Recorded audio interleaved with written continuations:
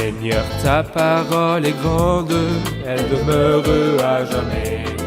Ta parole est infaillible, rien ne peut la supprimer. Bienvenue à vous, chers téléspectateurs, ainsi qu'à tous nos téléspectateurs dans le monde entier dans un nouvel épisode de notre émission d'études quotidiennes Toute la Bible, dans laquelle nous étudions tous les livres de la Bible, de la Genèse à l'Apocalypse. Nous sommes arrivés dans notre étude des livres du Nouveau Testament au livre des Actes des Apôtres, le 5e livre du Nouveau Testament. Aujourd'hui, nous allons étudier le chapitre 4, après avoir étudié dans l'épisode dernier le chapitre 3, qui parle du fameux miracle, le miracle de la guérison du boiteux à la porte du temple, que Pierre et Jean ont fait au nom du Seigneur Jésus-Christ. Permettez-moi d'abord d'accueillir notre invité au studio, le frère Youssef Riyad. Bienvenue, frère Youssef. Merci, frère Riyad. Nous sommes heureux d'étudier avec vous. Que le Seigneur que vous Dieu bénisse. vous bénisse. Merci. Bienvenue aussi à nos invités qui sont avec nous. Bienvenue. Frère Youssef, le chapitre 4, je vais lire les versets de 1 à 12 avant de commencer notre étude. Il s'agit là de Jean et de Pierre. Pierre et Jean parlaient encore au peuple quand survinrent les prêtres, le commandant des gardes du temple et les Sadducéens. Ils étaient excédés parce que les apôtres enseignaient le peuple et annonçaient la résurrection des morts dans la personne de Jésus. Ils les arrêtèrent et, comme c'était déjà le soir, ils les mirent en prison jusqu'au lendemain. Cependant, beaucoup de ceux qui avaient entendu la parole crurent, ce qui porta le nombre des hommes à 5000 environ. Le lendemain, les chefs du peuple, les anciens et les spécialistes de la loi se rassemblèrent à Jérusalem avec le grand prêtre Anne, Caïphe, Jean, Alexandre et tous ceux qui étaient de la famille du grand prêtre. Ils firent comparaître Pierre et Jean au milieu d'eux et leur demandèrent « Par quelle puissance ou quel nom avez-vous fait cela ?» Alors Pierre, rempli du Saint-Esprit, leur dit « Chef du peuple et ancien d'Israël, on nous interroge aujourd'hui sur un bienfait accordé à un infirme afin que nous disions comment il a été guéri. Sachez-le bien vous tous et que tout le peuple d'Israël le sache. C'est par le nom de Jésus-Christ de Nazareth, celui que vous avez crucifié et que Dieu a ressuscité. Oui, c'est par lui que cet homme se présente en pleine santé devant vous. Jésus est la pierre rejetée par vous qui construisez et qui est devenue la pierre angulaire. Il n'y a de salut en aucun autre, car il n'y a sous le ciel aucun autre nom qui ait été donné parmi les hommes par lequel nous devions être sauvés. Frère Youssef s'est grandement excédé que les grands prêtres et les Sadducéens viennent juger Pierre et Jean à cause de ce qu'ils ont dit. Qu'est-ce qui, dans le sermon de Pierre ou dans les paroles de Jean, a provoqué ces prêtres et ces Sadducéens? Les raisons sont claires ici lorsqu'il dit « ils étaient excédés parce que les apôtres enseignaient le peuple et annonçaient la résurrection des morts dans la personne de Jésus ». Et si nous nous rappelons que les grands prêtres faisaient partie des Sadducéens, et les Sadducéens, tels que nous le comprenons du Nouveau Testament, ne croyaient ni à l'Esprit, ni aux anges, ni à la résurrection. Nous nous rappelons qu'un jour, ils interrogeaient le Christ au sujet d'un grand problème concernant une femme qui a épousé 7 hommes, et lui dire à la résurrection duquel sera-t-elle la femme, afin de ridiculiser l'idée de la résurrection. Le Seigneur leur répondit comme il le méritait. N'êtes-vous pas dans l'erreur parce que vous ne connaissez ni les Écritures, ni la puissance de Dieu? Et quand Pierre dit que Jésus est ressuscité des morts, il détruit complètement l'entité des Sadducéens. Alors ils n'ont pas pu supporter cela, en plus de leur dédain et de leur haine traditionnelle du nom de Jésus. C'est l'histoire de la résurrection qui a provoqué Oui, les grands c'est prêtres. Si nous savons qu'il y a là un grand groupe qui nie la résurrection, et qu'il y a peut-être d'autres groupes qui nient la croix du Christ, Oui. ils croient que le Christ est mort et a fait des miracles, qu'il a vécu et a fait des miracles, mais qu'il n'est pas mort. Quel est le danger qui pourrait menacer l'entité chrétienne et la foi chrétienne de nier la croix du Christ et la résurrection du Christ? En fait, sans la croix du Christ et la résurrection du Christ, il n'y a pas de christianisme. Le christianisme n'a pas été fondé sur un homme qui est né dans une mangeoire, qui a fait des miracles, et a marché sur les eaux et a ressuscité des morts. Mais elle a été fondée sur la croix et la résurrection du Christ. Alors sans la mort du Christ, nous restons dans nos péchés. Et sans sa résurrection, l'œuvre ne peut pas être acceptée de Dieu. Et c'est pour cette raison que le christianisme ne se fonde pas sur un grand Christ, un homme vertueux, qui a fait des signes et des prodiges, mais sur le Fils de Dieu, qui s'est incarné et s'est fait homme pour mourir, Et quand il est mort, il n'est pas resté sous l'emprise de la mort, mais il est ressuscité d'entre les morts. Donc, ils les arrêtèrent et les mirent en prison jusqu'au lendemain. Donc, la situation est celle de la détresse et de la persécution. Mais à cause de la détresse et de la persécution, beaucoup de ceux qui avaient entendu la parole crurent, ce qui porta le nombre des hommes à 5000 environ. Il y a donc une détresse, mais il y a un fruit abondant. Parlez-nous de la relation entre la persécution et le fruit abondant. Eh bien, remarquez qu'ils ont arrêté 2 disciples, mais le nombre n'a pas diminué de 2, il a augmenté de 2000. Ils étaient 3000, ils sont devenus 5000 après la persécution. Et en effet, le christianisme est une semence étrange qui pousse dans l'atmosphère de la persécution. Et d'autre part, elle flétrit dans une atmosphère de prospérité. Nous voyons cela dans tous les témoignages, même dans l'Ancien Testament. L'époque de David, d'un point de vue général, était meilleure que celle de Salomon, bien que la prospérité ait été plus grande à l'époque de Salomon. Mais le témoignage, parce qu'il semble que la prospérité et les circonstances faciles nous éloignent de Dieu, alors que par contre, quand nous traversons des circonstances dures et difficiles, bien cela nous fait nous rapprocher de Dieu. Et nous devrions remercier Dieu pour la persécution comme pour la prospérité, parce qu'il est sage dans tous les cas. Est-ce que cela a quelque chose à voir avec la parole de Dieu dans Jean 12, que le grain de blé, s'il meurt, il porte beaucoup de fruits? Exactement, car le Seigneur a également associé cela à celui qui aime sa vie et à celui qui perdra sa vie. Celui qui aime sa vie et veut jouir des choses de ce monde perdra sa vie, mais celui qui perdra sa vie à cause de moi et de la bonne nouvelle la conservera pour la vie éternelle. En ce qui concerne le sermon de Pierre, ou le discours de Pierre ici avec eux en cette partie, pourriez-vous nous donner une idée générale des sermons du livre des Actes des Apôtres? En général, je peux dire que le livre des Actes des Apôtres contient 12 sermons. Et si nous avons précédemment divisé le livre des Actes en 2 parties, de 1 à 12 une partie, et de 13 à 28 une autre partie, je dirais que la première partie contient 6 sermons dont la plupart sont de Pierre, et la deuxième partie contient 6 sermons qui sont tous de Paul. Et je peux dire que les 6 et les autres 6 se divisent en 3 parties. C'est-à-dire les 6 premiers contiennent 3 sermons d'ouverture de porte et 3 autres sermons devant le Sanhédrin. Je m'explique. Au chapitre 2, l'apôtre Pierre, dans son sermon le jour de la Pentecôte, a ouvert la porte aux Juifs.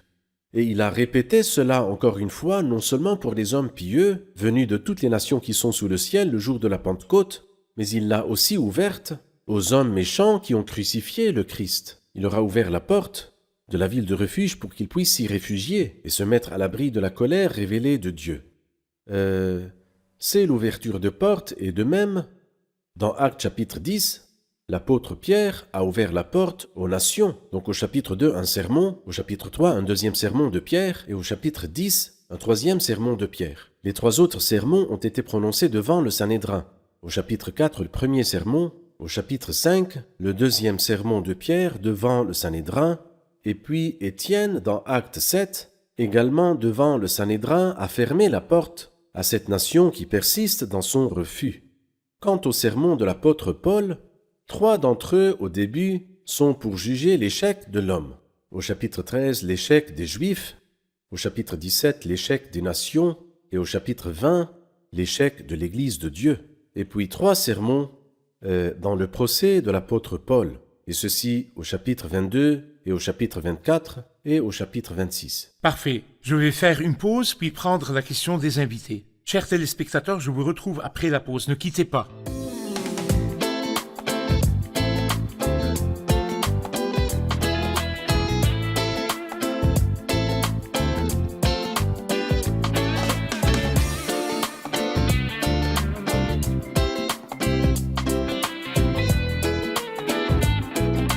Nous revoici, chers téléspectateurs, pour prendre la question du public.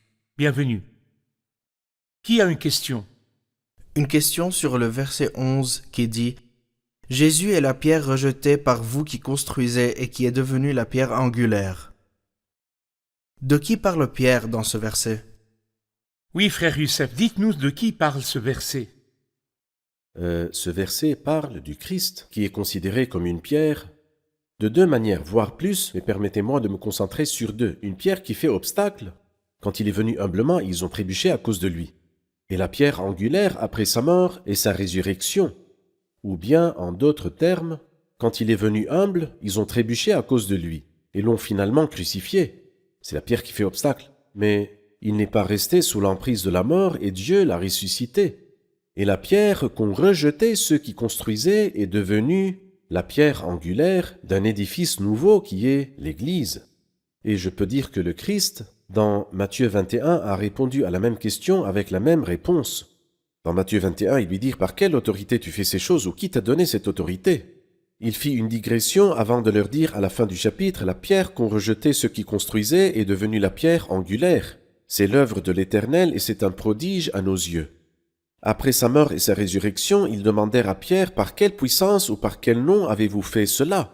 Il leur dit « Au nom de Jésus. » La pierre rejetée par vous-même qui construisez et qui est devenue la pierre angulaire. Le Christ est donc la pierre qu'ont rejeté ceux qui Tout à construisaient. fait. Pourquoi a-t-il été dit des Juifs ou des chefs du peuple qu'ils étaient ceux qui construisaient? Eh bien, il veut dire que si c'était la pierre qu'ont rejetée les paysans ou les marins, on aurait dit qu'ils ne savent rien. Un paysan connaît l'agriculture, un marin connaît la mer, mais un constructeur doit connaître les pierres. Alors les chefs étaient censés connaître les prophéties qui s'appliquent au Messie. Comment, par quelle logique l'avez-vous rejeté, vous qui construisez? Vous rejetez la pierre précieuse choisie de Dieu. C'est la force de l'expression, comme quoi ce n'est ni les paysans ni les marins, mais les constructeurs. Les versets suivants de 13 à 12 parlent également de l'opposition des grands prêtres, des anciens et des sadducéens. Tous ces hommes, jusqu'à présent, ne veulent pas croire malgré le prodige qui s'est produit devant eux. Pourriez-vous nous parler du cœur de ces hommes, nous dire pourquoi ils n'ont pas cru malgré le prodige qui s'est produit? Je compare cela au cœur de Pharaon dans le passé. Le Pharaon a été témoin de beaucoup de signes et de prodiges et de fléaux. Et il se repentait à chaque fois, mais une repentance irréelle. Mais dans le cœur, dans les profondeurs, le Pharaon est resté le même. Et la même chose est répétée avec ces hommes-là. Ils ont vu le prodige merveilleux et avant lui, ils avaient vu les prodiges du Golgotha. Ils ont entendu parler du voile qui s'est déchiré, des ténèbres qui se sont abattues, du tremblement qui est survenu. Tout cela aurait dû attendrir leur cœur, mais en fait, le soleil qui fait fondre la neige fait durcir le ciment. Malheureusement, il y a des gens qui fondent devant les interventions et les révélations de Dieu et des gens qui s'endurcissent de plus en plus. Et c'est ce qui est arrivé avec ces hommes qui sont méchants. Cela arrive-t-il encore aujourd'hui? Certainement. Certainement, le cœur de l'homme ne change pas. Il y a des cœurs qui s'adoucissent par la grâce de Dieu et il y a d'autres cœurs qui restent durs comme Pharaon et comme les chefs des prêtres du temps du Christ et du temps de la première Église. Lorsqu'ils en eurent assez et qu'ils ne surent que faire d'eux au verset 19, au verset 18, ils appelèrent Pierre et Jean et leur interdirent absolument de parler, d'enseigner au nom de Jésus. J'imagine que Pierre et Jean ont dit « Dieu merci, tout s'est bien passé, nous sortirons d'ici et ne prononcerons plus jamais ce nom. » Mais leur réponse, Pierre et Jean leur répondirent au verset 19, « Est-il juste devant Dieu de vous écouter, vous, plutôt que Dieu? Jugez-en vous-même. Quant à nous, nous ne pouvons pas ne pas annoncer ce que nous avons vu et entendu. » La puissance de cette réponse, la réponse de Pierre et Jean à eux, qui voyez-vous? J'y vois la plénitude du Saint-Esprit, parce que quand le Saint-Esprit est venu du ciel, il a donné aux apôtres la puissance de témoigner. Le Seigneur a dit cela dans Jean chapitre 15. Quand l'Esprit Saint viendra, vous rendrez témoignage, et il rendra témoignage. Ici, il rend témoignage par la puissance de l'Esprit Saint. Et en fait, quelqu'un a dit que le témoignage n'a pas besoin de diplôme, universitaire. Ces hommes n'avaient pas de diplôme universitaire, c'étaient des hommes du peuple sans instruction. Mais pour rendre témoignage de ce que vous avez vu et entendu, il n'est pas du tout nécessaire d'avoir un doctorat. Quelqu'un pourrait être extrêmement simple, sans instruction, qui n'a pas reçu beaucoup de connaissances, mais il a vu. Et puisqu'il a vu, son témoignage sera accepté au tribunal.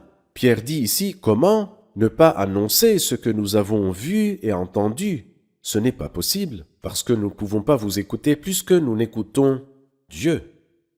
Le résultat, verset 20, « Quant à nous, nous ne pouvons pas ne pas annoncer ce que nous avons vu et entendu. Les chefs du peuple leur firent de nouvelles menaces et les relâchèrent. À cause du peuple, ils ne trouvaient pas le moyen de les punir, parce que tous attribuaient à Dieu la gloire de ce qui était arrivé. En effet, l'homme qui avait bénéficié de cette guérison miraculeuse était âgé de plus de 40 ans. Ils ne purent arriver à rien avec eux. Mais il nous dit ici que l'homme avait 40 ans. Pourquoi a-t-il indiqué la période pendant laquelle cet homme a été handicapé et a dit qu'elle était de 40 ans? Qui voyez-vous? J'y vois l'incapacité humaine, car les 40 ans se répètent souvent. Par exemple, elles sont répétées dans la vie de ce peuple, dans la vie de cette nation, lorsqu'ils sont sortis d'Égypte et qu'ils ont erré dans le désert pendant 40 ans. Un homme d'un certain âge, peut-être plus âgé que Pierre et probablement plus âgé que Jean, c'est-à-dire avant leur naissance, cet homme-là était boiteux et pourtant, d'une seule parole, au nom du Seigneur Jésus-Christ, il a été guéri. Donc bien sûr, que pouvait-il dire? Il n'aimait pas l'enseignement des disciples, mais comme il voyait debout l'homme qui avait été guéri, et cet homme-là était connu de tous, car il était toujours assis à la porte du temple, tous ceux qui entraient et sortaient l'ont vu depuis qu'ils étaient petits enfants, et aujourd'hui il marchait. Comment peuvent-ils s'opposer à cela? Quelqu'un a dit, notre témoignage sera toujours terne, et nos paroles seront toujours inutiles, tant qu'il n'y aura pas parmi nous des gens qui étaient et qui sont devenus. Ils étaient dans un état de péché et sont devenus dans un état de sainteté et de justice. Là, ce miracle-là a donné la puissance au témoignage de l'apôtre Pierre. À partir du verset 23, ils allèrent vers les autres disciples et leur racontèrent tout, puis ils se mirent à prier. Pourriez-vous commenter les paroles de cette prière?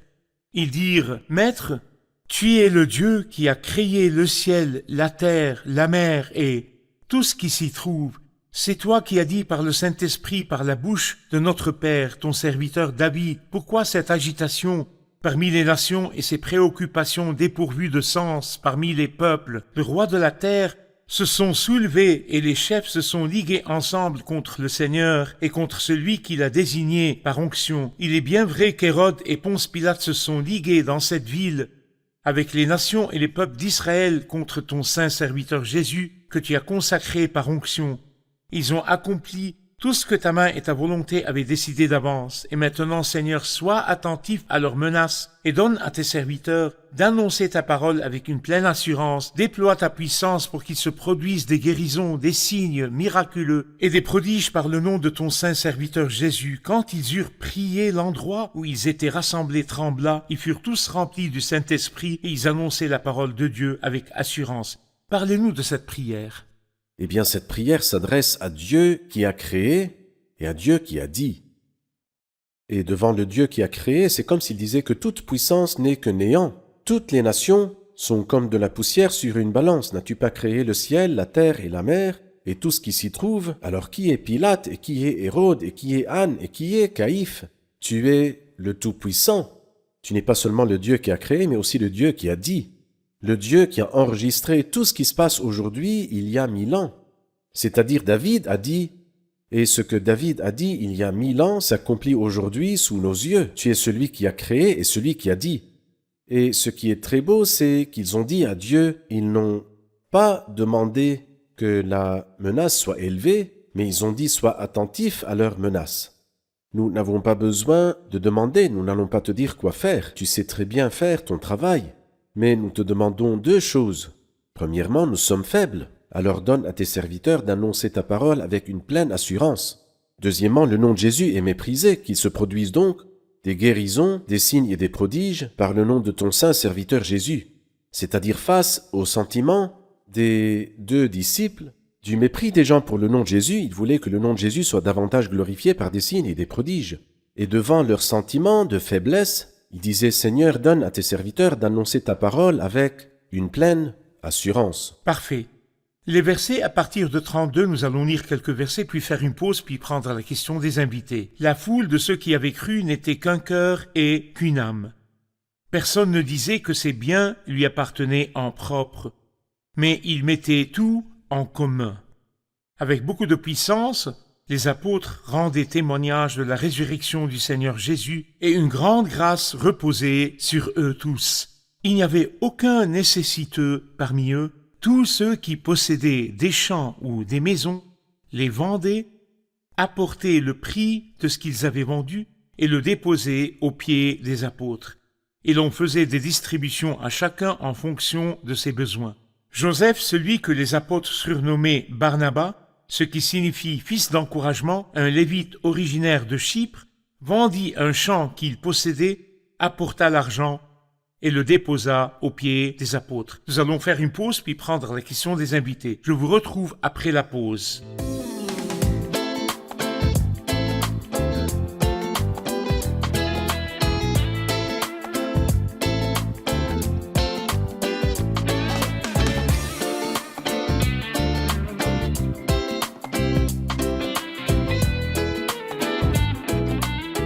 Nous revoici, chers téléspectateurs, pour prendre la question des invités. Bienvenue à vous. La question. Dans les versets de 32 à 37, je vois ce qui ressemble à une pensée socialiste. Tous ceux qui possédaient des champs ou des maisons les vendaient et le déposaient aux pieds des apôtres. Est-il possible que cette pensée soit appliquée de nos jours? Il s'agit d'une pensée économique socialiste sur laquelle se fonde un État ou une communion chrétienne. Est-il approprié de l'appliquer aujourd'hui? Eh bien, il n'y avait pas de contrainte. Je pense que dans la pensée socialiste, on obligeait les gens qui étaient riches à distribuer. On prenait aux riches et on donnait aux pauvres. Là, il n'y avait pas de contrainte. Et le don dans le christianisme est toujours libre. Le christianisme respecte la volonté personnelle. Il n'y avait donc pas de contrainte, mais il y avait de l'altruisme. Il y avait de l'amour pour les autres. Et en même temps, ils ne s'accrochaient pas aux choses et aux affaires de ce monde. Ils avaient une vision. Comme il est dit par exemple dans Hébreux chapitre 10, au verset 34, « Sachant que vous aviez au ciel des richesses meilleures et qui durent toujours. Ainsi, il n'y avait pas d'attachement aux choses de la terre. Les choses de la terre n'étaient plus chères, mais ils avaient l'amour, ils avaient l'altruisme et le sacrifice. D'autant plus qu'ils avaient sous les yeux le merveilleux modèle. Vous connaissez la grâce de notre Seigneur Jésus-Christ. Pour vous, il s'est fait pauvre, alors qu'il était riche, pour que par sa pauvreté vous soyez enrichis. Il voulait faire ça non pas par contrainte, mais par eux-mêmes. » Je voudrais revenir à la prière que les disciples ont priée. Et à la fin de la prière, il est dit, quand ils eurent prié, l'endroit où ils étaient rassemblés trembla, ils furent tous remplis du Saint-Esprit. Le résultat de cette plénitude, ils annonçaient la parole de Dieu avec assurance. Cela a été répété, alors Pierre, rempli du Saint-Esprit, au verset 8, et se mit à discuter avec les chefs qui se tenaient là. Pourriez-vous nous parler de la puissance de la plénitude du Saint-Esprit face à la persécution et aux difficultés? La plénitude du Saint-Esprit est mentionnée dans le livre des Actes des Apôtres de deux manières. La première manière, un cas général d'une personne qui est remplie du Saint-Esprit, et cela a été dit des 7 diacres qui sont dans Acte 6, et particulièrement d'Étienne, qui a été rempli du Saint-Esprit, et de Barnabas dans Acte chapitre 11, il était rempli. C'est un mode de vie. Mais ici, nous voyons un cas particulier face à la persécution et aussi face aux adversaires. Nous le voyons ici, nous le voyons dans Acte 13 lorsque Paul s'oppose à Élymas le magicien qui cherchait à détourner le gouverneur de la foi, et nous le voyons dans le cas d'Étienne lorsqu'il a été rempli du Saint-Esprit pendant qu'il discutait avec le Sanhédrin. Donc la plénitude du Saint-Esprit donne à l'homme une puissance qui n'est pas en lui par nature. Quelqu'un a dit qu'il y a une similitude et un contraste entre la plénitude du Saint-Esprit et boire du vin. L'apôtre Paul dit dans Éphésiens chapitre 5 verset 18, « Ne vous enivrez pas de vin. Cela mène à la débauche, mais soyez remplis de l'Esprit. » Quelle est la relation entre les deux? Celui qui est ivre fait des choses qu'il ne fait pas lorsqu'il est conscient. Et ce que fait celui qui est rempli de l'Esprit Saint, celui qui n'est pas rempli de l'Esprit Saint ne le fait pas. Celui qui n'est pas rempli de l'Esprit Saint ne peut pas parler avec une telle assurance. Mais lorsqu'il est rempli de l'Esprit Saint, à ce moment-là, il pourra annoncer la parole de Dieu avec assurance. Et remarquez bien qu'il n'a pas parlé en langue ici lorsqu'il a été rempli de l'Esprit Saint, mais il annonçait la parole de Dieu avec pleine assurance. Dans cet état de plénitude, l'homme n'a pas de contrôle sur lui-même ni sur ses décisions. Le Saint-Esprit lui donne l'impulsion et la hardiesse. Il peut même y avoir des risques qui ne sont pas pris en compte, mais il s'y engage avec un cœur hardi. Mais je crains que l'expression « il n'a pas de contrôle », que les gens l'interprètent d'une façon qui n'est pas très juste, comme quoi l'on perd le contrôle de soi et l'on fait des choses. Non, ce n'est pas cela. Bien sûr, il sera très conscient et il sera très éveillé. Et il est en plein contrôle de soi, mais le Saint-Esprit lui donne une puissance et un courage qui sont extraordinaires. Oui, et le fruit de l'Esprit, c'est aussi la maîtrise de Bien soi. sûr. C'est-à-dire conscient et il a la maîtrise Bien de sûr. soi. Je vous remercie, frère Dieu vous Youssef, que bénisse. Dieu vous bénisse. J'ai hâte de poursuivre notre étude. Si Dieu le veut. Mais nous allons réviser l'épisode avec nos invités. Nous avons appris que lorsqu'ils ont pris Pierre et Jean et les mirent en prison, le fruit a abondé après cela. Quelle est la relation entre la persécution et le fruit abondant? Nous avons dit que le christianisme est une semence plutôt étrange qui pousse dans une atmosphère de persécution et qui au contraire flétrit souvent dans une atmosphère de prospérité. Et c'est évident non seulement dans le Nouveau Testament, mais aussi dans l'Ancien Testament depuis l'époque de David et de Salomon. L'époque de Salomon était plus prospère que celle de David, mais les fruits étaient peu nombreux. Et la leçon que nous en tirons est que lorsque la détresse abat sur nous, cela nous pousse à nous attacher à Dieu et à porter le fruit pour sa gloire, mais lorsque les circonstances sont faciles, nous nous éloignons souvent de lui. Pourquoi les chefs n'ont-ils pas cru alors que le miracle s'est produit devant eux? Le miracle n'était-il pas très clair ou y avait-il une autre raison? Nous voyons là l'incrédulité des chefs. Il y en a un autre exemple dans l'Ancien Testament. Nous voyons que le Pharaon a été témoin de nombreux miracles, mais malgré cela, il n'a pas cru et ne s'est pas repenti. Et sa repentance n'était pas non plus réelle et il revenait à ses voies. La même chose s'est produite avec les Juifs et les chefs. Le tremblement de terre a eu lieu sous leurs yeux et le voile du temple s'est déchiré sous leurs yeux et malgré cela, ils n'ont pas cru. Que signifie la déclaration de Pierre? Jésus est la pierre rejetée par vous qui construisez et qui est devenue la pierre angulaire. Qui est la pierre et qui sont les constructeurs? La pierre, c'est le Seigneur Jésus, comme nous l'avons compris de ces mots, et les constructeurs sont les chefs des Juifs. Parfait. Mais que voulait-il dire par le rejet de lui et que cette pierre est devenue la pierre angulaire? Il voulait dire qu'ils étaient censés comprendre qu'il était le Seigneur qui était la base de toute leur attente. Mais ils l'ont rejeté et ils savaient exactement ce qu'ils faisaient. Parfait, parfait. Combien sur 10? Très bien, C'est parfait. bien? Merci, que Dieu vous bénisse. Nous nous retrouverons dans le prochain Que le épisode. Seigneur vous bénisse. Nous avons hâte de poursuivre notre étude dans le chapitre suivant. Chers téléspectateurs, les paroles de Pierre aux Juifs, il voulait leur dire la pierre est venue à vous, avec les mêmes dimensions que celles que l'on trouve dans l'Ancien Testament. Y avait-il des prophéties dans l'Ancien Testament sur les caractéristiques de la pierre du Messie à venir? Toutes les prophéties parlaient de la date de sa venue. Où naîtra-t-il? Quel sera son nom? Et comment sera-t-il élevé? Où vivra-t-il? Comment mourra-t-il? Et ressuscitera-t-il d'entre les morts? Toutes les spécifications parlaient du Christ. Toutes les prophéties de l'Ancien Testament disent que le Christ est la pierre à venir, la pierre angulaire, mais ils l'ont rejetée. Mais cette pierre rejetée est devenue la pierre angulaire. Peut-être ne faites-vous pas partie des Juifs qui n'avaient pas eu de prophétie sur le Christ dans l'Ancien Testament, mais vous regardez maintenant l'émission, vous avez la Bible et vous entendez parler du Christ, et le message vous dit que le Christ est la pierre sur laquelle vous devez construire votre vie. Si vous rejetez le Christ, vous n'aurez pas part à la vie éternelle. Acceptez le Christ pour redresser votre vie, et votre vie sera fondée sur le Christ, le rocher perpétuel. Je vous retrouve dans le prochain épisode. Que le Seigneur soit avec vous.